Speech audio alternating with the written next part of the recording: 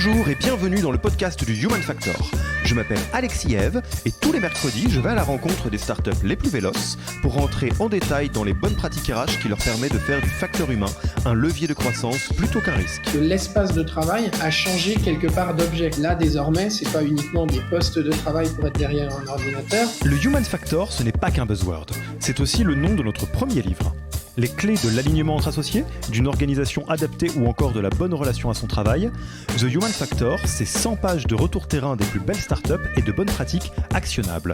Si vous voulez en savoir plus, allez tout simplement sur www.yaniro.co/book, B-O-O-K. On met le lien dans la description de l'épisode. Pour l'heure, je vous laisse avec l'invité d'aujourd'hui et vous souhaite une bonne écoute. Bonjour Christophe, comment vas-tu ? Bonjour Alexis, très bien et toi ? Eh ben ça va très bien. Là, au moment où on enregistre, on est vendredi matin. La fin de la semaine arrive un petit peu. Il fait un peu moins chaud que le week-end dernier. Et j'ai le plaisir de commencer la journée à tes côtés, Christophe. Ça me fait très plaisir parce que tu as accepté notre invitation sur le podcast du Human Factor de Yaniro et je t'en remercie. Eh ben, je suis ravi d'être avec vous également. Alors, Christophe, si les auditeurs auditrices ont cliqué sur l'épisode, ils ont une petite idée de quelle est ta boîte et puis aussi de quoi on va parler, mais peut-être qu'il y a encore des personnes là-bas dans le fond, j'en doute, mais bon, qui ne savent pas ce que fait Mano Mano. Pour commencer par le commencement, est-ce que je ne te laisserai pas te présenter rapidement ainsi que Mano Mano à l'heure où on se parle, en 2022, comment on pitch Mano Mano ? Avec plaisir. Alors, je m'appelle Christophe Darny, je suis Chief People and Services Officer pour Mano Mano. J'ai rejoint Mano Mano il y a 4 ans. Alors, qu'est-ce que Mano Mano ? Mano Mano, c'est le leader européen digital de tout l'univers de la maison. Donc, sur la verticale bricolage, jardinage, déco.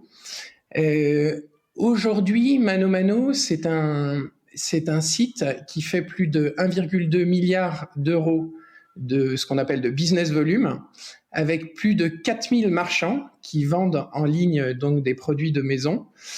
On a plus de 50 millions de visiteurs uniques par mois et 7 millions de clients par mois sur les 6 pays européens où on opère, c'est-à-dire la France, la Belgique, l'Espagne, l'Italie et puis l'Allemagne et le Royaume-Uni. Donc voilà, et en fait Mano Mano, moi j'ai rejoint il y a 4 ans, et il y a 4 ans on était 250, aujourd'hui on est plus de 1000 employés, donc c'est une croissance très forte qui pose évidemment beaucoup de challenges en termes de culture, de structuration de cette entreprise pour accompagner l'hypercroissance business. Et Mano Mano a toujours été fidèle, j'ai envie de dire, à ses valeurs en essayant de construire une entreprise autour de 2 piliers qui sont le pilier business, cette aventure entrepreneuriale incroyable, et un pilier humain, c'est-à-dire vouloir garder l'humain au cœur en mettant chacun à sa juste place. Et c'est un pilier humain non seulement pour nos Mano et Manas, j'allais dire, mais aussi pour nos marchands. C'est-à-dire que nos marchands, on les accompagne dans cette aventure digitale pour qu'ils puissent faire grandir leur business. Et c'est aussi vis-à-vis de nos clients, que ce soit nos clients B2C, c'est-à-dire les clients comme toi et moi, ou les clients B2B, c'est-à-dire les pros et de nombreux artisans qui viennent sur notre plateforme pour trouver ce dont ils ont besoin par rapport à un univers qui est très technique. Donc voilà, Mano Mano, c'est un double projet business et humain sur cette verticale de l'univers de la maison. Et alors j'aime bien ces deux jambes business et humain. Déjà, je résonne très fortement par rapport à ça. Je n'essaye pas de me faire embaucher spectaculairement chez Mano Mano au travers d'un podcast, je vous rassure. Mais ça me donne l'envie de rentrer un tout petit peu plus, peut-être rapidement, sur ton parcours, parce que business et humain, ça rime un peu avec ce que toi tu fais, non ? Oui, tout à fait. Il se trouve qu'avant de rejoindre Mano Mano, moi j'ai une formation business au départ. Et j'ai passé presque 18 ans dans un grand groupe de l'énergie, Total Energy, où j'ai essentiellement eu en fait des fonctions business, que ce soit de la négociation de contrats ou de l'investissement, du M&A ou des fonctions managériales. Et j'ai rejoint Mano Mano pour justement, dans cet univers digital, prendre soin de l'humain. Et c'était ça le mandat au départ quand j'ai rejoint, sans avoir forcément de background RH en tant que tel, même si j'avais eu des fonctions managériales, mais c'est comment est-ce que dans cet univers en hyper-croissance, on arrive à garder l'humain au cœur. Et c'est pas évident parce qu'il y a à peu près tout ce qu'il faut pour que ce soit inhumain. C'est-à-dire qu'en fait, la croissance de l'entreprise est exponentielle, alors que la croissance des individus est plutôt linéaire. Et donc, comment on fait pour réconcilier tout ça? Et c'est ce formidable pari que voilà, j'ai souhaité rejoindre. Et peut-être qu'on y viendra, mais je pense que ce background business que j'ai pour le coup est très utile dans l'univers dans lequel on évolue parce que en fait, on passe son temps constamment à faire ce qu'on appelle le run et le build en parallèle. Le run et le build. Le run, c'est que l'activité, elle tourne et elle attend pas que tout soit en place par rapport aux besoins qu'elle exprime.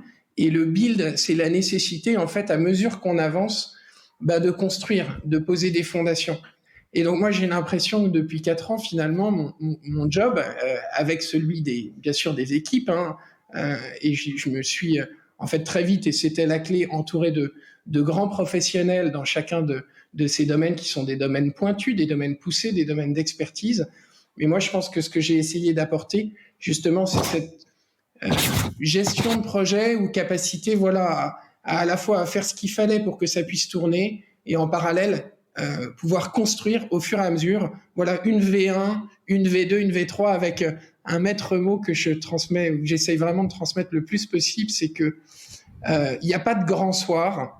On n'est pas là pour tout mettre par terre et tout construire à partir de zéro. On s'inscrit dans une histoire et à chaque fois, c'est comment est-ce qu'on capitalise sur ce qui existe, qu'est-ce qu'on garde, qu'est-ce qu'on ajuste, qu'est-ce qu'on arrête, et c'est ça qui nous permet de passer d'une première version à une seconde, à une troisième, et finalement de faire grandir le système qu'on essaye de créer. Et chez nous, on appelle ça human by design, c'est-à-dire comment on essaye de mettre en place tout un système avec tout un tas de composantes, mais un système voilà, qui se renforce, et à mesure que l'entreprise grandit et qu'elle passe des paliers, 250, 500, 700, 50, 1000, voilà, à chaque palier, comment est-ce qu'on s'assure voilà, qu'on ait une culture, c'est-à-dire qu'on garde notre essence, qu'on garde notre ADN, et à la fois qu'on ajuste tout ce qu'on est en train de construire pour répondre aux enjeux business et humains du moment. Mais je pense que je parle trop, Alexis. Non, alors j'allais te dire justement, vous vous en doutez, vous écoutez, vous êtes peut-être déjà hyper impatient d'entendre la suite et hyper impatiente. C'est un crève-cœur des cas comme ça, parce que là, évidemment qu'on pourrait faire un hors-série de 5, 6, 7 épisodes sur des verticales toutes plus intéressantes les unes que les autres. Mais bon, on joue le jeu du podcast, on essaye de tenir le format, la verticale unique, même si je suis sûr qu'on va toucher les bords de différentes choses. Et donc, il a fallu choisir. Et on a choisi avec Christophe et Alexandre, qui nous a aidés à préparer cet épisode, on a choisi de parler du future of work. Donc l'idée, c'est vraiment aujourd'hui d'échanger avec toi, Christophe, à la fois sur ce que tu vois sur le future of work, quelle réalité, j'allais dire, pointe à l'horizon pour nous tous et nous toutes dans le monde du travail, et également les choses que vous avez mis en place chez Mano Mano, des choses que vous allez mettre en place. Bref, le future of work, non pas dans les laboratoires de prospective, mais le future of work dans nos bureaux, dans nos open space et au quotidien. Ça te va? On parle là-dessus? Ça me va très bien, surtout que c'est un sujet absolument passionnant. Et en fait, on est en train de vivre une révolution du travail, on est au cœur de ça. Et je pense qu'on est en train d'imaginer des nouveaux modèles. Et c'est assez formidable d'être au cœur de cette transformation. Eh ben, commençons par le commencement. Moi, j'ai une approche très pragmatique, vous le savez, très candide, on pourrait dire. C'est à ça que je sers sur ce podcast. Future of Work, ça sonne comme un slogan. Moi, je l'ai sorti naturellement, ça nous est venu, ça encapsule quelque chose, on dirait un peu de précis. On pourrait plus généralement parler des tendances qui vont arriver sur le travail, le monde du travail en général. Qu'est-ce que toi, tu mets voilà, c'est pas forcément un état définitif, mais qu'est-ce que tu mets derrière le Future of Work? C'est quoi le Future of Work? On parle de quoi quand on parle du Future of Work, selon toi, concrètement, le plus possible? Le future of work, pour moi, c'est maintenant un present of work. Le future of work, c'est ce qu'on est en train de vivre et ce qu'on est en train de dessiner, qu'on est en train de construire. Le future of work, il s'inscrit un peu par rapport au passé of work. Et le passé of work, pour moi, c'était le monde d'avant Covid. Et moi, ce que je vous propose, là, juste pour en parler un peu, c'est de partager ce qu'on a vécu chez Mano Mano, mais que beaucoup d'autres ont partagé. Et en revanche, les décisions qu'on a prises avec beaucoup de confiance dans cette bascule vers ces nouveaux modèles. Et je dis bascule parce que on a basculé vers de nouveaux modèles, mais qui eux-mêmes sont encore en évolution et que nous, on a choisi de continuer à ajuster à mesure qu'on avance et qu'on apprend. Alors, pour revenir au passé, alors comme beaucoup, nous, avant le Covid, en fait, on avait... Et moi, quand je suis arrivé, il n'y avait pas de télétravail chez ManoMano. Donc, il y a 4 ans, c'était nouveau. Donc, c'était le passé off work. Et c'était le passé off work, très présentiel, avec une assez grande réticence par rapport à ces sujets-là. Moi, j'ai été surpris en arrivant justement dans une start-up. C'était encore une start-up, on va dire, à l'époque, qui abordait la phase scale-up. Mais... Donc, il n'y avait pas. Et on a timidement, j'ai envie de dire, lancé un premier jour de télétravail. Bon. Rien d'exceptionnel jusque-là. Sauf que il y a eu plusieurs choses qui nous ont fait accélérer, en fait, sans qu'on s'en rende compte. C'est que après avoir... Donc, on avait un siège à Paris, mais on a ouvert 2 bureaux coup sur coup, à Bordeaux et à Barcelone. Alors, ça semble anecdotique, mais le fait de commencer à travailler physiquement dans des endroits séparés nous a forcé à modifier notre manière de faire, notamment alors sur les outils. Donc, à cette époque-là, on a basculé sur Zoom. Et puis aussi en termes de rituels, de manière de fonctionner. Et puis on a vu des écueils, c'est-à-dire qu'il y avait beaucoup de gens à Paris et 1 ou 2 personnes à Barcelone ou à Bordeaux dans les meetings. Et donc voilà, il y avait des déséquilibres. On cherchait. Mais cet éclatement physique, j'allais dire, a été de pair avec en parallèle une politique du travail qui se met en place. Donc 1 jour, puis on est passé à 2 jours. Mais le fait qu'on soit éclaté physiquement ou sur différents sites et qu'en même temps, doucement, on se mette au télétravail, fait qu'on commence à tâtonner. On prend des nouveaux outils, on commence à comprendre comment tout ça fonctionne, doucement. Et puis, je me souviens que coup sur coup, avant le Covid, on a eu une méga grève qui a eu lieu. Et ça, pareil, c'est étonnant, mais ça a été un facteur d'accélération. C'est-à-dire qu'il y a des meetings qui devaient avoir lieu, qui n'ont pas pu avoir lieu physiquement et qui ont commencé à avoir lieu à distance. Puis alors, évidemment, le truc assez exceptionnel qui nous est arrivé à tous, c'est quand en mars, du jour au lendemain, il a été décidé de passer en confinement total. Et là, c'était intéressant. Moi, j'avais demandé à tous les collaborateurs, d'une part, qu'on mette en place des chaînes WhatsApp d'information pour pouvoir réagir quasiment en temps réel sur ce qui se passait en étant chez soi. Mais aussi, j'avais demandé à ce que tous les collaborateurs prennent leur portable, leur laptop, pour rentrer chez eux le soir. Parce qu'on avait déjà vu des gens qui étaient empêchés de revenir au travail, etc. Donc là, on commençait à expérimenter une forme de mobilité permanente, en fait. Voilà. Et puis, du jour au lendemain, il y a eu, en 24 heures, ça a été une annonce le jeudi soir. Le vendredi, on a fait les derniers réglages. Mais littéralement, toute l'entreprise a basculé au 100% remote, ce qu'on appelle le remote, du jour au lendemain. Et contrairement à d'autres, nous, on a été très chanceux, et puis ça montre la résilience du modèle digital, mais alors qu'on était un peu dans l'expectative, notre activité, en fait, elle a accéléré.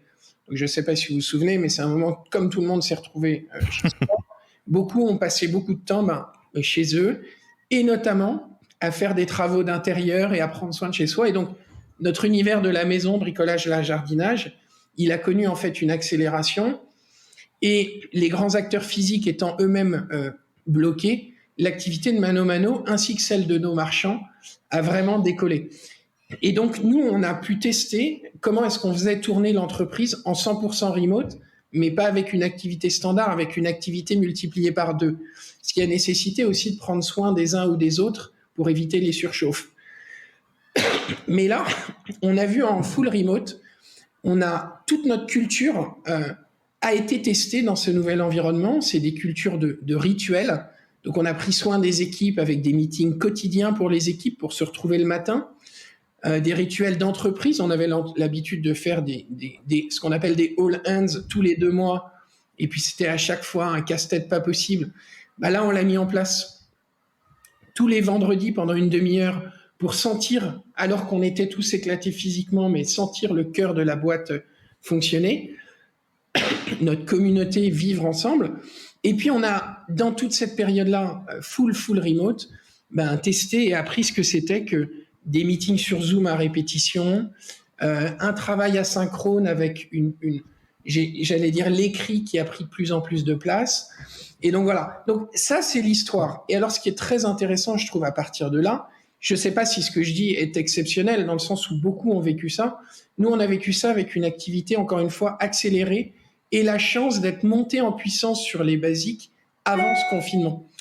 Et donc, ce qui a été super, moi, j'ai trouvé, c'est que dans les 18 mois qui ont suivi, en fait, on a eu l'occasion de tester beaucoup de choses. On avait testé le full présentiel, puis le full remote.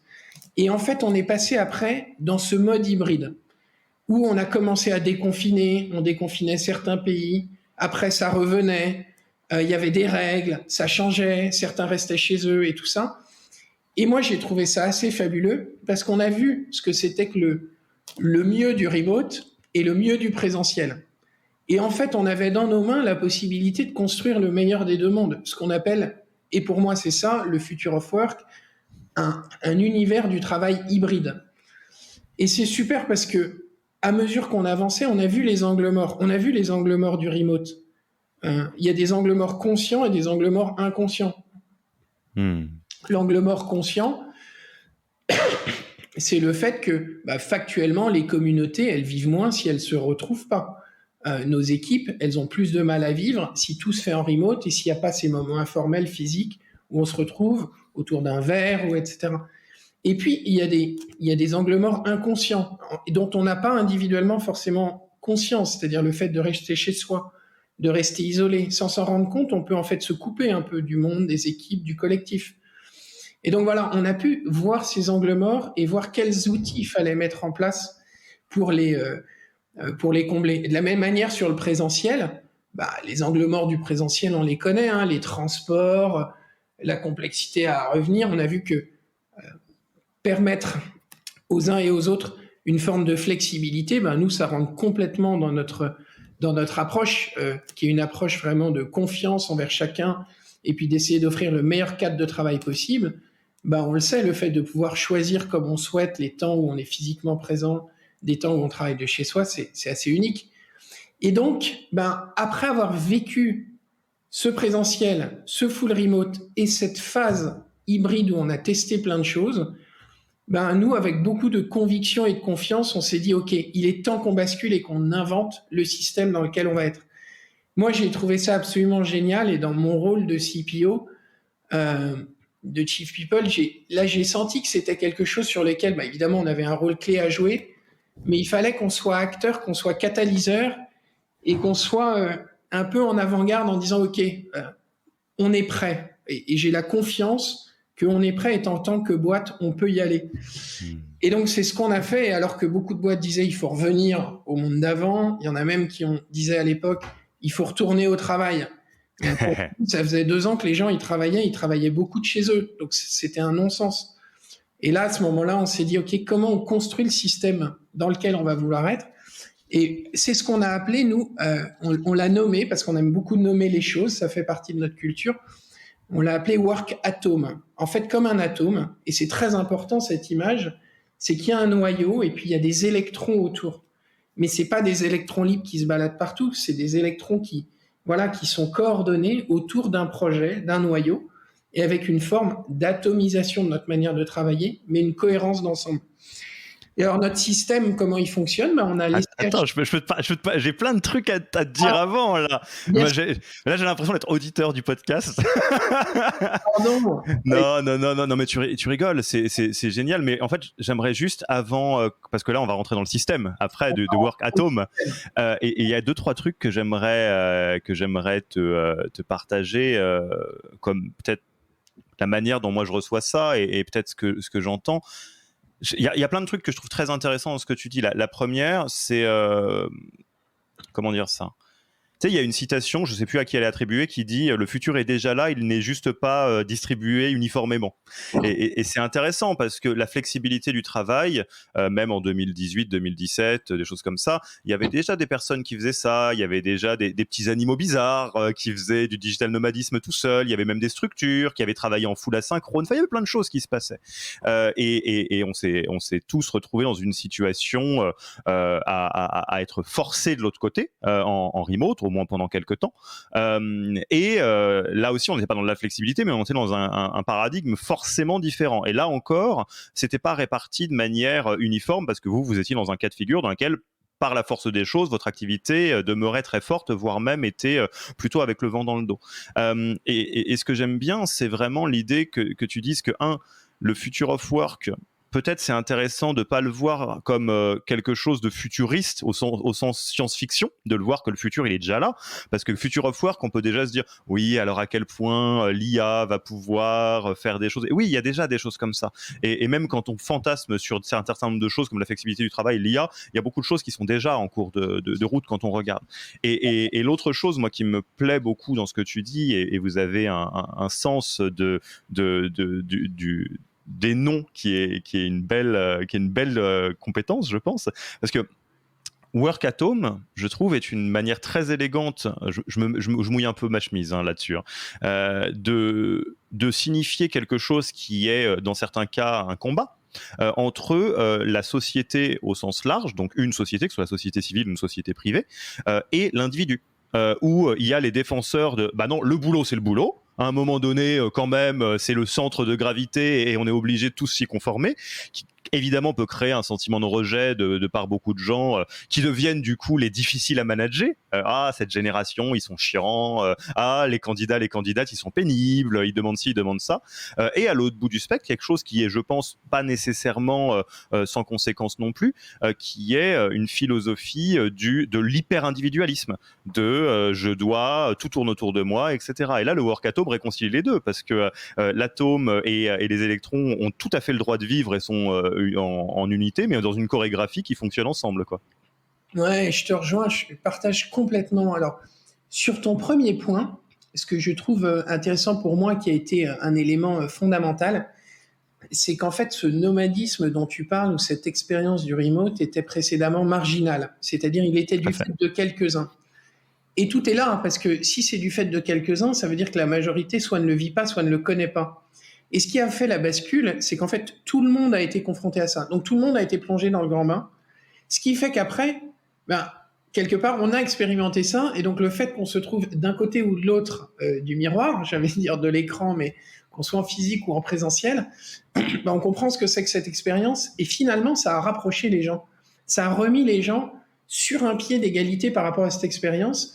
Et ça a permis aussi d'apprendre des bonnes pratiques qui semblent être des détails, mais qui ne le sont pas. Nous, aujourd'hui, quand on a ces meetings et qu'il y a 5 personnes dans une salle et 5 personnes en remote, les 5 personnes dans la salle, elles ne sont pas juste avec une seule caméra de la salle, elles mettent chacune leur caméra individuelle. Ce qui fait que quelque part, les 10 personnes sont sur ce pied d'égalité et ceux qui sont dans la salle ont vécu le fait d'être de l'autre côté réciproquement. Et donc, en fait, ça crée j'ai envie de dire une communauté ou une équité finalement d'appréciation de cette expérience. Voilà. Et donc, ça, c'est une vraie bascule parce qu'on est passé, encore une fois, de quelque chose de marginal à quelque chose qui est de la majorité, de l'ensemble finalement. C'est même pas de la majorité, c'est que tout le monde l'a connu. Voilà. Et puis, tu parles effectivement de l'IA, etc. Je ne sais pas vers quoi tout ça nous amènera, mais la fluidité, je trouve, des outils maintenant à notre disposition est assez remarquable. On peut se connecter de n'importe où, n'importe comment. Mais je reviendrai au système qu'on a mis en place, parce que là aussi, il y a des choses auxquelles on a essayé de faire attention.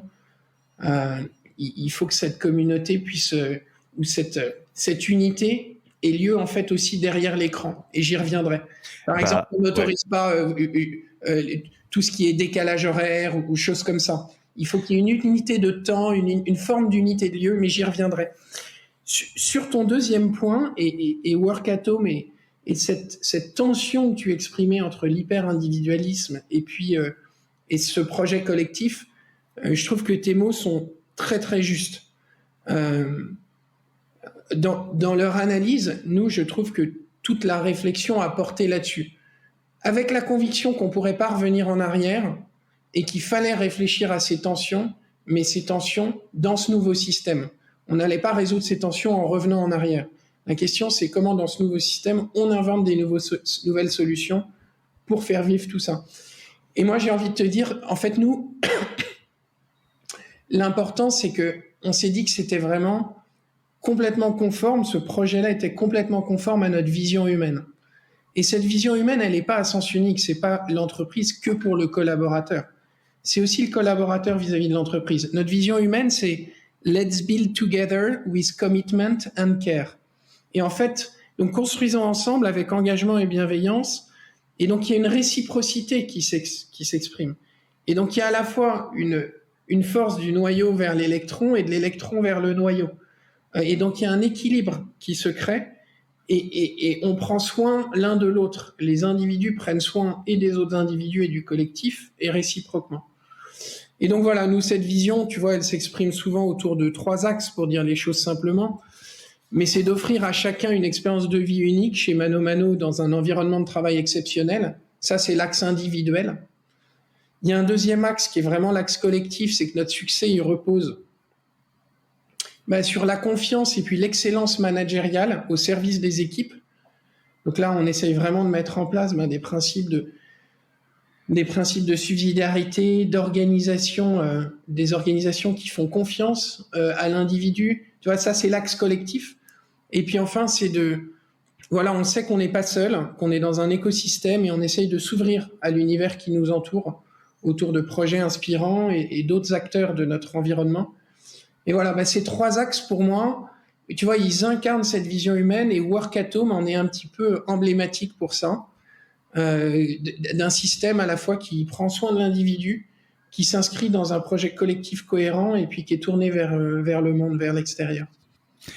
Alors, c'est l'heure de rentrer les 2 pieds joyeusement dans le système. Donc, on l'a compris, un des aspects du Future of Work, pas le seul, mais c'est probablement un monde du travail qui est 100% flexible. Et ce qui est intéressant dans 100% flexible, qui implique une certaine complexité, il faut bien le dire, c'est que justement, il faut arriver à créer la chorégraphie entre le noyau et les électrons pour avoir beaucoup de degrés de liberté du côté des électrons, tout en ayant un tout cohérent qui forme le noyau et les électrons. De manière très concrète, dans toutes les expérimentations que vous avez faites, les tâtonnements, les V1, V2, V3, V4, voire V+, évidemment, quand on pense à la flexibilité du travail, qu'est-ce qu'il faut prendre en compte? Qu'est-ce qui marche pas? Enfin, je te laisse volontiers le micro pour le présenter de la manière qui te semble la plus adaptée pour que nos auditeurs et auditrices puissent s'en saisir, en fait. Ça marche. Alors, je te propose de décrire le système tel qu'il est ou tel qu'on le propose à nos salariés. Et puis, en fait, c'est un cadre global et ce cadre intègre justement les points d'attention dont on pense qu'ils sont nécessaires pour que ça marche et sur lesquels on continue à travailler. Alors, le schéma est le suivant. C'est assez simple. On propose à tous nos salariés, ils ont le choix et c'est de leur ressort. Ils peuvent discerner avec leur manager, mais c'est de leur ressort. Ils peuvent choisir de 0 à 5 jours par semaine de télétravail. Donc ça veut dire quoi? Ils peuvent être en full présentiel ou en full remote ou n'importe quoi entre les deux. Il faut néanmoins, ces jours de télétravail sont dans le pays du pays de leur contrat. Voilà, ça c'est très important. Donc nous, on est en France ou en Espagne, donc on peut être en full remote en France si on a un contrat français ou en Espagne si on a un contrat espagnol. Mais je peux être dans mon petit village de campagne et travailler tranquillement tant que je suis sur le même fuseau horaire que vous. Exactement. Donc, sur le papier, c'est extrêmement simple. Voilà. Maintenant, il y a 2 points d'attention sur lesquels on a travaillé et qui font partie du schéma. C'est qu'on a mis un système où, en fait, les équipes et les départements se retrouvent de manière régulière. Alors, ça se fait au pas du trimestre, ça se fait au pas du mois, ça dépend parce qu'il y a différentes mécaniques possibles. Alors souvent, pour des histoires d'optimisation, on essaye de grouper certains événements, c'est-à-dire que les équipes peuvent se retrouver et puis après, elles se retrouvent dans un cadre plus large. Mais donc, on a mis en place la possibilité pour les managers et pour les responsables plus larges, d'équipes plus larges, de se retrouver physiquement de manière régulière. Et ces réunions physiques sont l'occasion. Alors c'est marrant parce qu'elles peuvent avoir lieu au bureau ou elles peuvent avoir lieu ailleurs. Quand je dis au bureau, ça veut dire que l'espace de travail a changé quelque part d'objet. Là, désormais, c'est pas uniquement des postes de travail pour être derrière un ordinateur, c'est qu'on a pensé les espaces de travail pour que les équipes puissent se retrouver. Et qu'est-ce qu'il y a derrière? Derrière, c'est l'occasion d'avoir des moments pour se retrouver. Et c'est pas juste de la convivialité ou des team building, hein. C'est la possibilité de travailler ensemble sur des projets communs, la possibilité de faire des workshops et d'apprendre ensemble. Ça peut être aussi la possibilité de faire un point sur les feuilles de route, les objectifs, de bien remettre en perspective là où on va et même de remettre toujours en perspective par rapport à la mission et la vision. Donc voilà, c'est important que ces temps ensemble, c'est des temps où on se retrouve physiquement et c'est des temps où on va travailler ensemble et partager une expérience ensemble. Donc ça, c'est le premier point d'attention, c'est que les communautés puissent vivre et se retrouver. Le deuxième point d'attention, c'est un point d'attention managérial. Parce que manager des équipes à distance, c'est quelque chose qui n'est pas du tout un acquis, c'est quelque chose qui est difficile. Et même, on s'aperçoit que pré-Covid, il y avait peu d'entreprises qui fonctionnaient en full remote. Et souvent, ceux qui fonctionnaient en full remote, c'était des managers aguerris qui avaient même puisque j'avais beaucoup étudié le sujet avant, je m'étais aperçu que voilà, c'était très spécifique. Or, aujourd'hui, c'est devenu la norme. Et donc, nous, on fait très attention à nos communautés de leadership. On appelle ça nos builders ou nos leaders, qui sont en fonction de leur seniorité différentes. Voilà, c'est des communautés particulières qui ont un rôle absolument crucial voilà, dans l'articulation du projet de l'entreprise. Et donc, on a un focus très particulier sur ces communautés avec des events et des activités très spécifiques. Et j'y reviendrai peut-être après, mais un focus très particulier en termes de communication aussi. On fait très attention dans un environnement où la communication est transparente, surtout tout le temps à tout le monde. Là, on fait très attention à pouvoir, en priorité, embarquer, co-construire avec ces communautés de leadership. Donc ça, c'est voilà. Et aussi la formation managériale qui va avec. Donc, c'est des espaces pour pouvoir échanger sur les meilleures pratiques. C'est une formation managériale qui se veut très robuste dans un environnement où il y a beaucoup de nouveaux qui rejoignent l'entreprise et où on est à distance. Donc, on a profité aussi de tout ce qu'offre la digitalisation pour pouvoir avoir des onboarding managériaux sur à la fois les meilleures pratiques, mais aussi la manière dont ça fonctionne chez Mano Mano. J'ai envie de dire la tuyauterie au sens le plus noble du terme. Ce fameux système humain dont on parle, comment il fonctionne pour que les managers soient à bord. Donc voilà, une grande flexibilité, j'ai envie de dire l'empowerment maximum de chacun, mais étant entendu que on fonctionne avec notre vision humaine sur quelque chose qui est réciproque entre l'individu et l'entreprise, c'est pas à sens unique. Et puis, 2 points d'attention, 1, la vie de la communauté, et 2, la vie managériale. Alors, ouais, c'est très intéressant ce que tu dis et on le comprend. Alors moi, je vais te dire un petit peu ce que ça m'évoque. Ça m'évoque la notion de structurer. Je vais pas utiliser la métaphore de la machine, mais plutôt celle de l'organisme. C'est-à-dire, oui, pour que tout ça, ça fonctionne, il faut qu'il y ait une certaine robustesse, donc une colonne vertébrale, des os, quelque chose comme ça, pour que les muscles puissent vivre. Et vous l'offrez par l'espace, c'est-à-dire qu'il y a des lieux de communauté, enfin des lieux dans lesquels les communautés peuvent échanger, travailler de manière différente. Tu en as parlé tout à l'heure, mais la notion de pied d'égalité, c'est-à-dire, enfin ça c'est une pratique qui a l'air, c'est peut-être une petite chose, mais c'est, je pense, une manifestation précise de quelque chose de plus général, qui est, oui, quand on fait une conférence Zoom, même s'il y a des personnes qui sont en présentiel, non, on fait pas le Zoom dans lequel il y a toutes les personnes en physique et le Zoom de chacun avec sa petite case, parce que sinon ça crée un déséquilibre et on n'est pas dans une flexibilité où tout le monde est sur un pied d'égalité. Et tu parlais effectivement de l'importance cruciale des managers là-dedans, et donc comment on les accompagne, comment on leur donne les outils pour permettre de soutenir tout ça, donc en les formant, à la fois en les formant de manière générale à leur métier et en leur formant à la tuyauterie spécifique de tout ce qui compose un peu l'architecture de ce que vous mettez en place.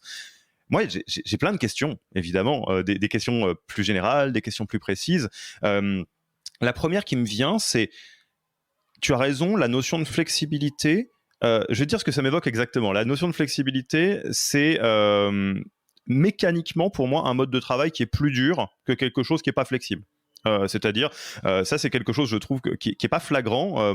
Si on prend des grands ouvrages que la plupart de ceux qui nous écoutent ont lu, je pense à Reinventing Organizations de Frédéric Laloux, par exemple, sur les organisations opales. Quand on le lit, on sort de là et on se dit, bon, bah, je vais mettre en place une organisation opale, ça a l'air d'être la mieux. Oui, bien sûr que c'est la mieux, mais c'est la plus dure à faire tenir aussi. C'est beaucoup plus facile de faire tenir un truc militaire qu'on appellerait les organisations bleues qu'une organisation opale, libérée, innovation managériale, tout ça. Et donc là, 100% flexible, c'est mécaniquement une chorégraphie, en tout cas c'est ce que je pense, si t'es pas d'accord tu me diras. Un peu plus difficile à gérer que du 100% remote ou du 100% présentiel au bureau, parce que ça nécessite de penser à tous les cas de figure. Au-delà de ton avis sur ce point-là, moi, ma question, c'est quand on veut faire du 100% flexible ou quand vous avez expérimenté sur le 100% flexible, qu'est-ce qui est apparu comme des effets de bord qui ont nécessité d'ajuster un petit peu le cadre pour que ça tienne? En gros, comment est-ce que le remote pouvait tirer un petit peu la couverture à lui et où on s'est dit, ah bah non, si on fait du 100% flexible, il faut faire attention à ça. Et à l'inverse, comment le présentiel peut tirer la couverture à lui et on se dit, non, attends, 100% flexible, ça veut dire qu'on recrée un système qui est uniforme pour tout le monde. Ouais, alors, super point. D'abord, je voulais te dire que ton analogie avec le corps ou le corps humain, je la trouve excellente. D'autant plus, j'ai envie de dire, pour une scale-up qui serait vraiment dans l'adolescence, donc qui est sortie de l'enfance, mais qui n'est pas encore complètement adulte, qui croît très vite avec un bras un peu plus long que l'autre, etc. Donc, et ça fait mal un petit peu des fois à certains endroits. Et bien sûr, et c'est normal, et c'est pas grave, et c'est un organisme vivant lui-même, c'est-à-dire que c'est constitué d'individus vivants, bien vivants, mais la collectivité, ce projet lui-même est vivant, et il grandit un peu comme un organisme. Et pareil, l'analogie est top parce qu'un corps, c'est super, c'est à la fois, il y a une forme de rigidité, comme tu l'as dit, avec la colonne vertébrale, et c'est hyper important d'avoir une structure corporelle, et pourtant d'avoir une forme d'agilité aussi. Et c'est pour ça que j'adore cette image. Voilà, c'est une parenthèse, mais moi, je trouve, elle m'a souvent guidé. Et puis, au-delà du corps, il y a aussi le cœur et l'esprit. Et c'est tout ça dont il faut prendre soin. Alors, les angles morts de cette flexibilité et des ajustements qu'on a dû faire, oui, plutôt 2 fois qu'une. Et c'est ça que je voulais partager. 2 exemples de choses qu'on a dû ajuster dans cette flexibilité. La première, c'est qu'il y a un point qui manquait dans le système que j'ai décrit, c'est que pour ceux qui ne sont pas au full remote, on offre la possibilité 8 semaines par semaine d'être en full remote, justement. Ceux qui n'ont pas choisi le full remote comme schéma ont néanmoins la possibilité 8 semaines par semaine d'être en full remote. Et en fait, nous, on a pas mal de personnes dont la famille, qui ne sont pas français, qui ont un contrat en France, mais qui ne sont pas français, et dont la famille est ailleurs, en Italie, ou etc. Et on avait exprimé le besoin de pouvoir rentrer chez eux pendant les vacances et de pouvoir donc faire du télétravail et de travailler de chez eux. On l'imagine bien en collant certaines semaines aux vacances, etc. Et donc ça a été un problème qui a été un point de blocage, c'est-à-dire qu'au moment où on a lancé Work at Home, quelque part, on a eu une rigidité là-dessus qu'on avait moins dans le passé, pour des raisons, au départ, des raisons administratives, légales, et des points qu'il a fallu qu'on creuse. Et une fois qu'on a creusé, on a mis en place un système qui permet, sur ces 8 semaines de full remote, qui permet de se déplacer dans certains pays et de pouvoir travailler dans certains pays. Mais c'est très encadré, c'est-à-dire que ça se fait... d'une part en le déclarant, d'autre part ça se fait sur une période de temps qui est limitée, et ça c'est important. Et puis il y a autre chose aussi, on n'autorise pas que ce soit du full nomadisme au sens où quelqu'un part en camping-car au bout du monde pour faire un road trip, et non, c'est pas l'esprit. On reste sur les mêmes créneaux horaires, c'est-à-dire il n'y a pas, je reviens sur cette histoire de décalage horaire, mais c'est important parce que ça veut dire que quand bien même on travaillerait de l'étranger, d'un pays européen, on n'est pas déconnecté non plus de la vie et du rythme de vie de l'entreprise. Et ça, c'est important. Donc, on n'autorise pas à partir au Japon, par exemple, et à travailler la nuit ou travailler de manière complètement décalée, parce que c'est pas ce qu'on souhaite. Donc ça, c'est un exemple d'ajustement qu'on a dû faire pour pouvoir, plus que contenter, je pense, c'était vraiment prendre en compte pleinement certains besoins profonds de certains de nos collaborateurs, et on en a un certain nombre, donc c'était un point important. Le second ajustement qu'on a dû faire, c'est qu'on s'est aperçu en fait que cette vie de communauté dont je parlais sur un schéma un peu défini, donc écrit au départ, il faut bien qu'on parte de quelque part, donc on a écrit, voilà, les équipes se retrouveront tous les temps, etc. On s'est aperçu d'une part que ça pouvait être un peu lourd et qu'en fait en tant que tel ça revenait peut-être un peu trop parce que c'est très lourd à préparer des programmes pour toute une équipe, tout un département, etc. Donc est-ce qu'il fallait pas ajuster un peu ça, en faire peut-être un peu moins et en parallèle réussir à mettre en place, sans que ce soit obligatoire, mais suffisamment de choses pour que les gens puissent revenir au bureau parce qu'ils en avaient envie, de manière un peu informelle. Alors, je ne vais pas dire qu'on a fait des after-work avec des pizzas juste pour que les gens viennent au bureau, mais ce que je veux dire, c'est qu'on a profité de certains événements importants de l'entreprise, au moment où on fixe nos objectifs, etc., pour profiter de ces moments-là, pour faire des événements de communauté, quelque part, qui font que les gens se disent je suis heureux de retourner au bureau, il y a non seulement cet événement, mais en plus il y aura un moment sympa. Et donc en fait de réussir à instiller au fil des semaines un certain nombre de bonnes raisons de retourner au boulot, au boulot physiquement, de retourner dans les bureaux, mais sur une base qui est, j'allais dire, un peu informelle. Et donc de réussir, au-delà d'un schéma figé, au-delà d'un cadre qui est fixé, de réussir à instiller dans notre culture, au quotidien, un certain nombre de bonnes raisons de se retrouver autour soit de moments conviviaux, soit d'événements business un peu importants de l'entreprise. Et ça marche pas si mal. Et c'est là où je vois que notre système, en fait, il est doucement en train de trouver ses marques. Et alors, je suis sûr qu'il y aura encore plein de choses qu'il faudra ajuster, mais voilà 2 exemples. Le fait de pouvoir travailler de manière ponctuelle de l'étranger, et puis le fait d'instiller au quotidien certains événements au bureau pour que les gens aient envie, sans que ce soit écrit, mais de se retrouver physiquement. Voilà 2 exemples d'ajustements qu'on a fait au cours des derniers mois. Moi, j'aime beaucoup le terme ajustement parce que c'est ça qu'on voit. On voit une étude très ouverte d'esprit et fine des frontières un peu du travail de flexibilité.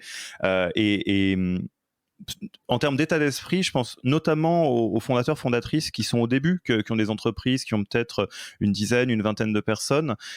Je pense que c'est intéressant d'y aller étape par étape parce que mettre tout en même temps, ça peut être très compliqué. Des fois, on peut se dire, j'ai des souvenirs, je pense, je vous renvoie à l'épisode qu'on avait fait au début de Jam avec Marjolaine, qui disait, et elle le disait elle-même, ça la faisait un peu rigoler, de dire, moi j'étais sorti, j'avais mon expérience professionnelle, c'était stage, j'avais pas aimé du tout parce que je trouvais ça hyper contraignant, et donc quand j'ai monté ma boîte, j'ai voulu créer la boîte du bonheur dans laquelle tout le monde fait ce qu'il veut. Et tout le monde fait ce qu'il veut, on n'est pas sur un organisme, on est plutôt sur une espèce de soupe primitive qui flotte parce qu'il n'y a pas de structure. Donc, on a envie de faire confiance dans ses collaborateurs et collaboratrices, mais en fait, la question, c'est pas la confiance. La question, c'est aussi la structure. Et là, ce que je vois, c'est de dire, voilà, on essaye de présenter quelque chose qui est le plus flexible possible. Et s'il y a quelque chose, comme tu le disais, dans l'adolescence, qui vient grincer un peu, qui vient poser question, on le regarde et on regarde où est-ce qu'on bouge un peu la frontière. Ah oui, c'est vrai, vous avez envie d'aller travailler 2 semaines en Italie, ça s'entend. Vous avez envie d'aller faire 6 mois en camping-car au Japon en décalé et pas avec avec pas de réseau, etc. Ça va être un peu plus compliqué avec la vie de communauté. Donc ça, c'est la première chose que j'aime beaucoup. Et la deuxième, moi, c'est quand on y pense, c'est radicalement simple, mais je trouve ça fantastique. C'est de se dire, une des raisons numéro une des manières très simples de maintenir et de faire vivre une belle vie de communauté dans le travail, c'est que les gens aient quelque chose à y trouver et aient envie de le faire. Ça rejoint une philosophie qu'on peut retrouver. Peut-être que ça vient un peu de ton passé business, je ne sais pas, mais de mettre quelque part autant d'énergie à contenter ses collaborateurs et collaboratrices et à leur apporter de la valeur et du plaisir qu'on le fait avec ses clients, parce que c'est la même chose. Ouais, tout à fait. Non, mais je suis tout à fait d'accord. Non, mais rien à rajouter. Je suis complètement d'accord avec ce que tu as dit. Voilà. Et alors moi, j'ai un dernier point. On pourrait vraiment le regarder dans tous les sens, mais il y a un point qui me semble être un point, comment je pourrais dire, technique, au sens précis, sur lequel la vie flexible n'est pas simple. C'est la notion de la communication. La communication, je te dis la manière dont moi je représente les choses et ce qu'on a vu dans les différentes entreprises avec lesquelles on travaille ou dans nos propres expérimentations. Il y a quelque chose qui est à peu près indépassable, c'est que pour qu'une organisation tienne, il faut du relationnel entre ses membres. Il ne faut pas quelque chose d'éclaté où là ça recrée de l'individualisme au sens pas très positif du terme, ou en tout cas ça crée pas du lien, de la chaleur, de la camaraderie, de l'engagement collectif, etc. Quand on est dans les mêmes locaux, vu qu'on est des êtres communicants, ça se fait un peu tout seul. C'est-à-dire la plupart du temps, on communique d'une manière ou d'une autre, formellement, informellement. On crée des points extraordinaires. On se dit bon voilà, en fait, on se voit quand même, machin. En distanciel, la partie remote, c'est moins simple parce que ça nécessite d'être accompagné comme chorégraphie. C'est-à-dire, faut faire peut-être un Slack, tu parlais des WhatsApp que vous avez créés, etc. Et en flexible, j'imagine que c'est encore une autre paire de manches parce que moi, j'ai déjà entendu, je ne vais citer personne, évidemment, quelque chose du genre oui, en même temps, tu l'as pas, cette information, tu l'as pas eue, mais t'étais pas dans nos locaux. À un moment donné, si tu veux être engagé, il faut que tu sois là. Ce qui recrée un déséquilibre où quelque part, on dit qu'on est 100% flexible, mais qu'au bureau, c'est mieux qu'à distance. Donc, toi, vous, avec les équipes et tout mano, comment vous avez structuré ça? Qu'est-ce que c'est votre philosophie de la communication pour que le 100% flexible fonctionne le mieux possible sur tous les canaux de communication? Ouais, alors là, c'est un sujet qui est vraiment compliqué. Alors, loin de moi l'idée de dire, voilà, c'est comme ça qu'il faut faire, etc., et de donner des leçons sur le sujet. C'est juste ce que vous avez fait. On l'a fait, je ne sais pas si on l'a fait, mais on essaye de le faire, et de toutes les manières, c'est une nécessité. Et ce qui compte en communication, c'est pas tant le finger pointing ou de dire, t'as pas reçu. Ce qui compte, c'est d'être sûr que le message est émis correctement et surtout qu'il est reçu correctement. Et donc, il y a vraiment cette boucle de s'assurer finalement que les messages ont été bien reçus aux bonnes personnes au bon moment. Alors, je trouve qu'on fait face, en général et en particulier avec le remote, à deux choses difficiles. La première, c'est le multicanal. Et donc, aujourd'hui, par rapport à mon monde d'avant, il y a beaucoup moins de mails, mais enfin, il y en a quand même. Donc, il y a le mail, il y a le Slack, il y a le WhatsApp, il y a le téléphone, il y a Telegram, et donc je pourrais encore continuer comme ça. Et en plus, à chaque fois avec des groupes qui peuvent être différents d'un canal à l'autre, et donc il faut jongler avec ça, ce multicanal. Le deuxième truc auquel on est confronté, moi que je trouve particulièrement difficile, c'est l'instantanéité. Et donc, en fait, je prends un exemple, mais sur Slack, vous pouvez poster un message extrêmement important qui concerne la vie de la boîte, qui concerne des éléments. Je me souviens lors du Covid, c'était vraiment des communications majeures, etc. Et vous postez ça, et 3 minutes après, quelqu'un qui va poster un message anecdotique. Et donc, en fait, l'information, du fait de cette instantanéité, d'une part, est uniformée, c'est-à-dire que tout est mis au même niveau. Et en plus, il y a un risque qu'elle se perde dans les limbes du fil de la com. Sur Slack, quand vous partez en vacances et que vous revenez, si vous voulez lire toute l'information, il faut remonter dans les fils. Et donc, c'est compliqué tout ça. Voilà, donc multicanal avec des multigroupes et puis instantanéité, uniformisation, c'est les deux gros sujets. Alors, est-ce qu'on a des recettes pour ça? Humblement, je n'ai pas envie de dire qu'on a des recettes. Ou des trucs que vous avez vus qui ne marchent pas. On peut le prendre dans l'autre sens. Ou qui peuvent poser problème. Non, ce qu'on a, je crois qu'il y a la clé, c'est d'essayer de sacraliser certaines choses, de sacraliser. Donc, on a effectivement quelques groupes qui sont sacralisés et d'essayer sur ces groupes qu'il y ait toujours le même type d'information qui circule, parce qu'on y sait qu'on va y trouver des choses importantes et non anecdotiques, et qu'on sait que s'il y a des choses qui sont postées là-dessus, c'est qu'elles vont nécessiter une attention particulière ou une action. Donc, par exemple, on a créé des channels Slack pour chacune de nos communautés de leadership, pour nos communautés managériales. Voilà. Un deuxième type, c'est que quand j'ai des informations ou on a des informations particulièrement importantes, on va la poster sur différents canaux. On va la poster sur différents canaux Slack et on va la doubler par mail. Parce que c'est vrai que culturellement, il y a des gens qui sont plutôt l'un, plutôt l'autre, etc. Donc, pour être sûr de maximiser la chance que ça impacte. Et puis, dans les canaux de communication, au-delà de ce qui est... pardon, je ne l'ai pas mentionné, mais au-delà de ces canaux numériques qui existent et qui permettent l'asynchrone, c'est-à-dire qui permettent de délivrer un message, pas forcément exactement au même moment. Je peux poster un message qui sera lu dans 10 minutes ou dans 2 heures. Donc ça, c'est les canaux, mail, WhatsApp, Slack et compagnie. Mais je pense qu'il y a aussi quelque chose qu'il ne faut surtout pas sous-estimer, et ce sera peut-être mon troisième type, c'est les moments, c'est des moments d'entreprise ou des moments d'équipe de communication ad hoc ou même réguliers. Nous, on a des compagnies meetings qui maintenant ont lieu à peu près une fois toutes les 2 à 3 semaines. Ben, on se sert de ces moments-là qui sont sacralisés pour passer les messages importants. Et là, on est certain qu'on a 600, 700 personnes derrière l'écran et que là, il y a des messages importants qui vont pouvoir être délivrés. Donc, ne pas sous-estimer aussi une communication. C'est pas juste un message écrit, ça peut prendre différentes formes. Et donc, elle peut être une communication sur des choses importantes, peut vraiment être pensée pour pouvoir informer au bon moment et de manière cascadée un certain nombre de communautés, de leaders, puis l'ensemble de l'entreprise autour de meetings dédiés pour ça.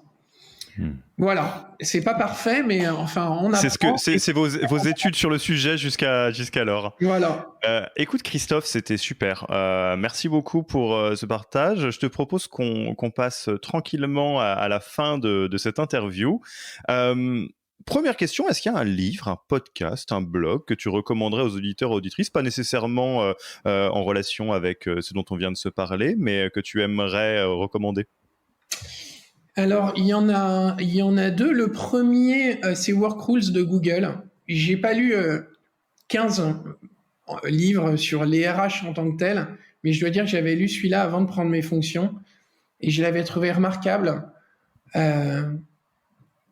Pour plusieurs raisons, parce qu'il est extrêmement complet, qu'en fait, il aborde tous les grands volets de ce à quoi on est confronté, avec beaucoup à la fois une manière très analytique d'appréhender les sujets, avec de la data un peu à la Google, et à la fois, je trouve, avec une profondeur de réflexion humaine sur certains sujets qui n'est pas démenti dans tout le bouquin, et je le trouve très facile à lire. Ça m'arrive de le reprendre pour relire un chapitre, donc je ne sais pas s'il a souvent été conseillé, mais moi, je l'ai trouvé intéressant.